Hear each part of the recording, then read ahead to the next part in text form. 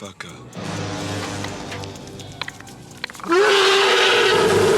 O Predador, filme de 1987, foi um filme com grande sucesso de bilheteria. E hoje vamos mergulhar mais a fundo sobre esse clássico do cinema. Iremos descobrir 10 melhores curiosidades sobre essa obra-prima da ficção científica. A forma verdadeira do Predador. Para você ter uma ideia, a primeira forma do Predador era muito diferente do que o de agora. Era mais parecido com um ser invertebrado, com grandes olhos amarelos e que tinha mais semelhança com um vilão dos Power Rangers. Jean-Claude Van Damme, o Predador. E Jean-Claude Van Damme é o ícone dos filmes de ação e que marcou uma certa época com esse gênero, todo mundo sabe. Mas o que quase ninguém sabe é que sim, ele já teve a sua participação nessa grande franquia do Predador, sendo o próprio Predador, mas na versão antiga dele. Fazendo testes durante as filmagens do filme, vestido à fantasia antiga, na primeira forma do Predador. Mas o clima acabou esquentando à medida em que eles iam gravando, afinal de contas, Van Damme não queria participar estando escondido embaixo de uma fantasia que, segundo o ator, era pesada e muito abafada, o que acabou resultando na saída dele e a produção tendo que pensar em outra forma de dar vida a esse predador alienígena. Sonny Landon e o segurança. Você com certeza já teve ou tem aquele amigo que possui um pavio um pouco mais curto, que só de alguém olhar estranho para ele já é um motivo dele ficar desconfiado. O ator Sonny Landon, que interpretava o soldado Billy no primeiro filme do Predador, era exatamente desse jeito,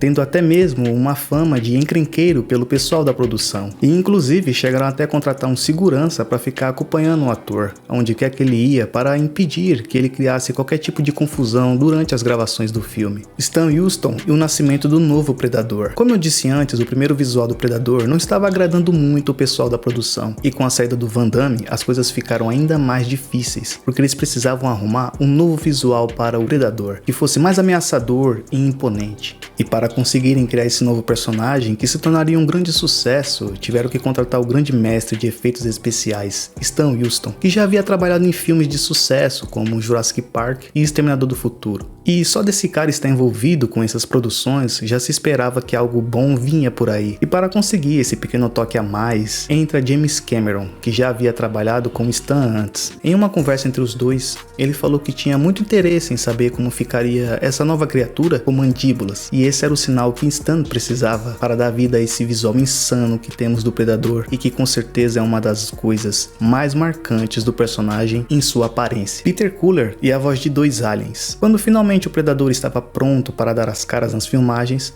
apareceu mais um problema. Como seria a voz de um ser alienígena que caçaria esses soldados pela floresta? Pensando nisso, a produção decidiu contratar Peter Cullen, que já havia trabalhado dando voz a um dos personagens mais conhecidos da franquia Transformers, o próprio Optimus Prime. Mas infelizmente, Peter Cullen não estava muito legal de saúde nessa época, quando foi chamado para dar voz ao Predador, e o máximo que ele conseguiu fazer foi aqueles barulhos que o Predador emite com a boca, o que casou perfeitamente com o personagem.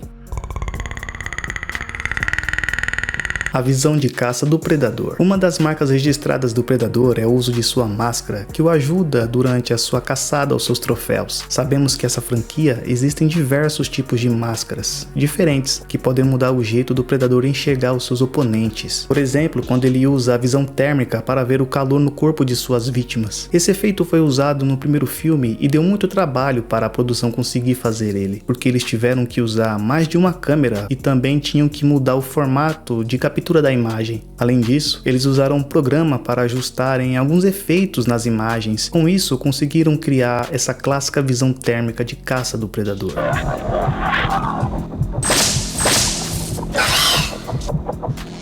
Kevin Pinterhall, o novo Predador. Depois do novo traje do Predador ficar pronto, a produção do filme se viu com mais um problema. Quem poderia substituir Jean-Claude Van Damme como Predador? Até que a produção contatou Kevin Pinterhall, ator que possuía mais de 2 metros de altura, e foi a opção perfeita para o papel do Predador. Mas não pense você que as gravações foram fáceis para o ator. Isso porque o novo traje do Predador era mais pesado do que o anterior. Além disso, Kevin não conseguia enxergar nada quando estava com o traje. Para você ter uma ideia, em uma cena, ele teve que decorar os movimentos movimentos de luta ele teria que fazer quando enfrentasse o Arnold Schwarzenegger na luta final, a morte mais rápida de Predador. Já comentamos aqui sobre a pequena participação de Jean-Claude Van Damme como Predador. Agora, outro ator que não durou muito tempo nas filmagens foi Shane Black, conhecido como roteirista de Máquina Mortífera, que durou poucos minutos no filme. E isso foi uma decisão da produção, já que eles gostariam que Shane, durante as filmagens, desse aquela ajudinha no roteiro, caso eles precisassem. Só que ele não estava muito afim de escrever ou ajudar no roteiro do filme, então a produção fez ele ter só alguns minutos de vida durante a história, sendo logo morto pelo Predador.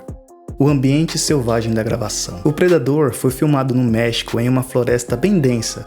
Os atores não tiveram vida fácil durante as gravações, eles enfrentaram um clima bem complicado. Para você ter uma noção, o lugar era bem quente. E além desses problemas com o clima, o elenco ainda passou mal devido a uma intoxicação alimentar que acabou atingindo grande parte deles. E os únicos que conseguiram escapar de ficarem mal desse jeito foram o diretor do filme e o ator Arnold Schwarzenegger. O sangue do Predador. A produção também não poderia criar um ser invencível, que não sofreria nenhum tipo de dano. Pensando nisso, como seria o sangue dessa criatura alienígena? Bem, eles tiveram uma ideia de testarem uma gosma laranja como sendo o sangue do Predador. E até aí parecia que ficaria legal, mas quando eles testaram essa gosma junto com os efeitos especiais, eles viram que ficou terrível. Pensando em uma segunda opção como o sangue do Predador, eles tiveram a ideia de pegar o líquido de bastões fluorescentes e testar. E meus amigos, o resultado ficou excelente. Tanto que até hoje, o sangue do Predador tem essa cor marcante em suas caçadas. E me diz aqui embaixo o que você achou dessas curiosidades sobre o filme do Predador de 1987, ou se você conhece alguma outra curiosidade diferente. Deixa um like, se inscreva no canal, se cuida e até o próximo vídeo.